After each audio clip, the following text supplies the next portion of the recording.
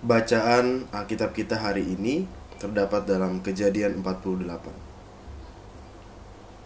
Yakub memberkati Manasye dan Efraim. Sesudah itu ada orang mengatakan kepada Yusuf, "Ayahmu sakit."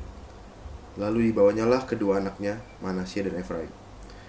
Ketika diberitahukan kepada Yakub, "Telah datang anakmu Yusuf kepadamu," maka Israel mengumpulkan segenap kekuatannya dan duduklah ia di tempat tidurnya. Berkatalah Yakub kepada Yusuf, "Allah yang Maha Kuasa telah menampakkan diri kepadaku di Luz di tanah Kanaan dan memberkati aku, serta berfirman kepadaku, 'Akulah yang membuat engkau beranak cucu, dan aku akan membuat engkau bertambah banyak dan menjadi sekumpulan bangsa-bangsa. Aku akan memberikan negeri ini kepada keturunanmu untuk menjadi miliknya sampai selama-lamanya.' Maka sekarang kedua anakmu yang lahir bagimu di tanah Mesir, sebelum aku datang kepadamu ke Mesir, akulah yang empunya mereka. Akulah yang akan empunya Efraim dan Manasye, sama seperti Ruben dan Simeon. Dan keturunanmu yang kau peroleh sesudah mereka, engkaulah yang punya. Tetapi dalam pembagian warisan, nama mereka akan disebutkan berdasarkan nama kedua saudaranya itu.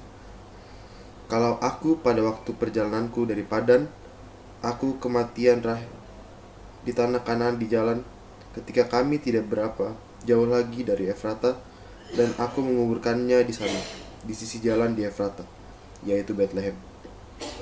Ketika Israel melihat anak-anak Yusuf itu, bertanyalah ia, "Siapakah ini?"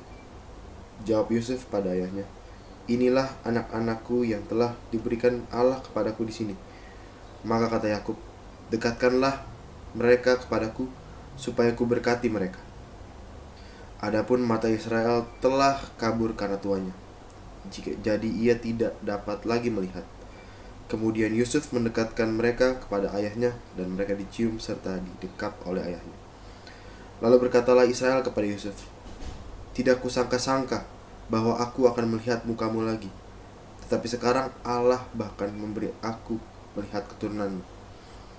Lalu Yusuf menarik mereka dari antara lutut ayahnya, dan ia sujud dengan mukanya sampai ke tanah. Setelah itu Yusuf memegang mereka keduanya. Dengan tangan kanan dipegangnya Efraim, yaitu di sebelah kiri Israel, dan dengan tangan kiri Manasye, yaitu di sebelah kanan Israel.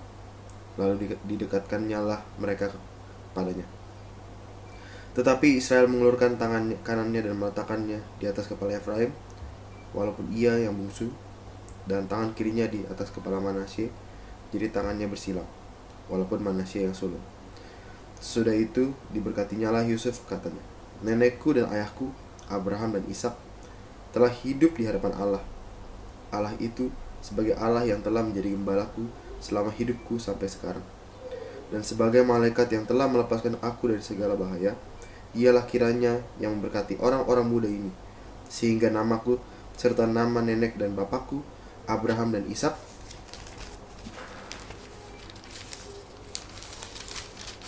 termasyur oleh karena mereka, dan sehingga mereka bertambah-tambah menjadi jumlah yang besar di bumi." Ketika Yusuf melihat bahwa ayahnya meletakkan tangan kanannya di atas kepala Efraim, hal itu dipandangnya tidak baik. Lalu dipegangnya tangan ayahnya untuk memindahkannya dari atas kepala Efraim ke atas kepala Manasye. Katanya kepada ayahnya, "Janganlah demikian, ayahku, sebab inilah yang sulung. Letakkanlah tangan kananmu di atas kepalanya." Tetapi ayahnya menolak. Katanya, "Aku tahu anakku, aku tahu ia juga akan menjadi suatu bangsa, dan ia juga akan menjadi besar kuasanya. Walaupun begitu, adiknya akan lebih besar kuasanya daripadanya, dan keturunan adiknya itu akan menjadi sejumlah besar bangsa-bangsa." Lalu diberkatinyalah mereka pada waktu itu, katanya, "Dengan menyebutkan namamu lah orang Israel akan memberkati. Demikian, Allah kiranya membuat engkau seperti Efraim dan seperti Manasye." Demikianlah didahulukannya Efraim daripada Manasye. Kemudian berkatalah Israel kepada Yusuf, "Tidak lama lagi aku akan mati, tetapi Allah akan menyertai kamu dan membawa kamu kembali ke negeri nenek moyangmu.